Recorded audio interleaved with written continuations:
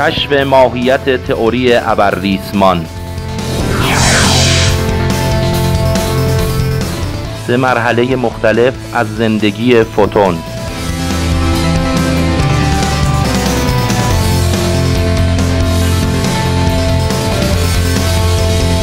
پیدایش فوتون.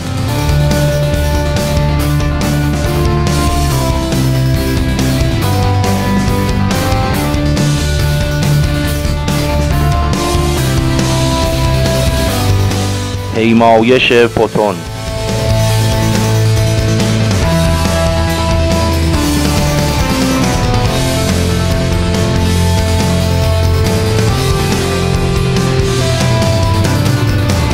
آرامش فوتون. و در انتها کشف حقیقت تئوری ابرریسمان.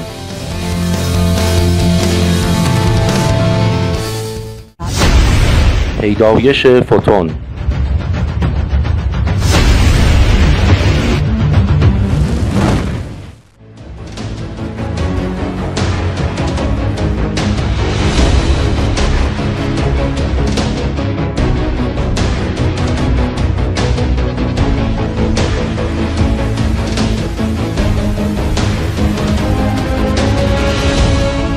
فرشته‌ای زیبا به نام فوتون که سازنده حالات مختلف ذرات است.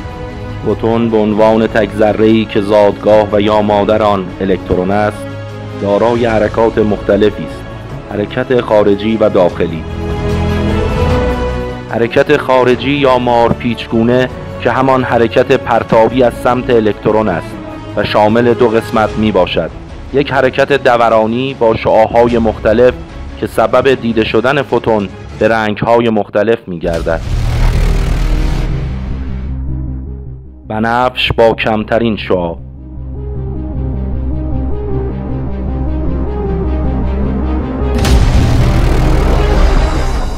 نیلی.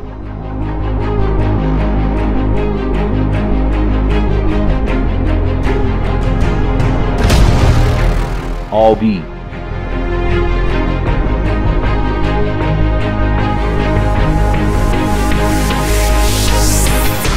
سبز.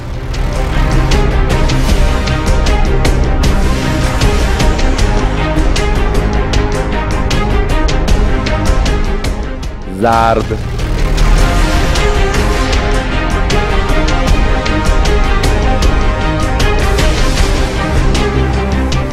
نارنجی.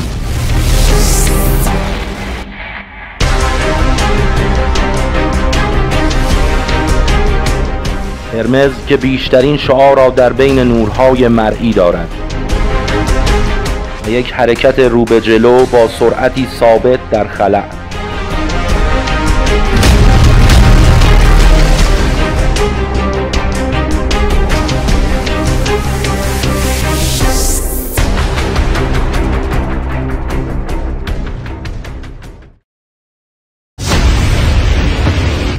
پیمایش فوتون.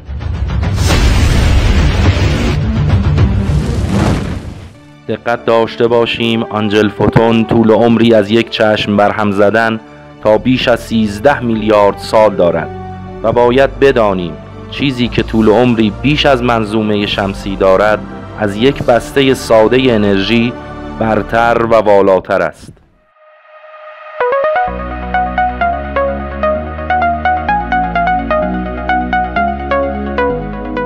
تک فوتون شتابدار نور را می سازد که نور مرئی قسمتی از آن است.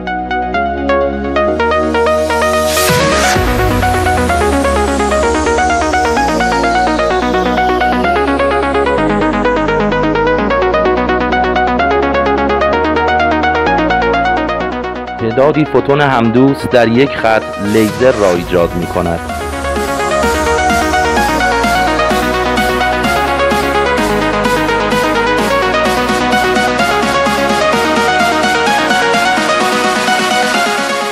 الکترون، مجموعه‌ای از فوتون‌های چرخان بر روی سطح کره‌ای بدون هسته مرکزی.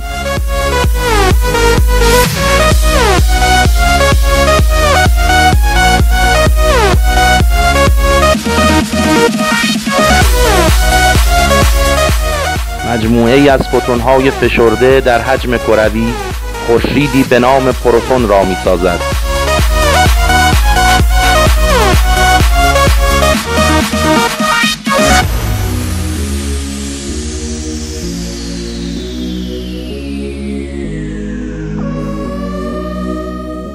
و حالت آخر قرار گرفتن پروتونی تپنده در وسط پوسته کروی به نام الکترون و آن چیزی نیست جز نوترون.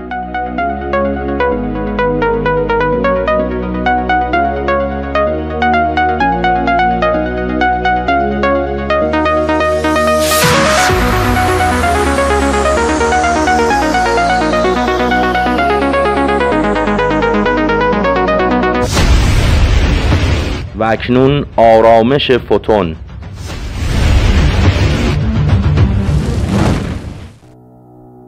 آرامش فوتون یا کشف ماهیت ابرریسمان.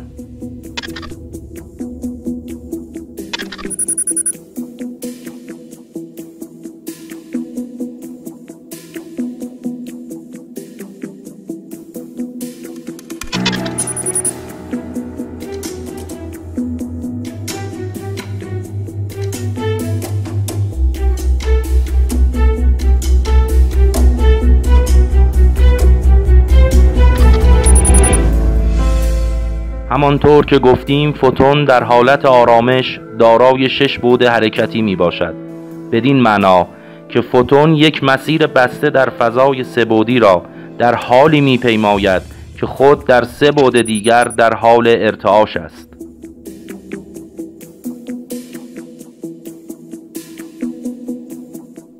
و اکنون ارائه‌ای از دیدگاه بدیع و بی‌نظیر تئوری صالح.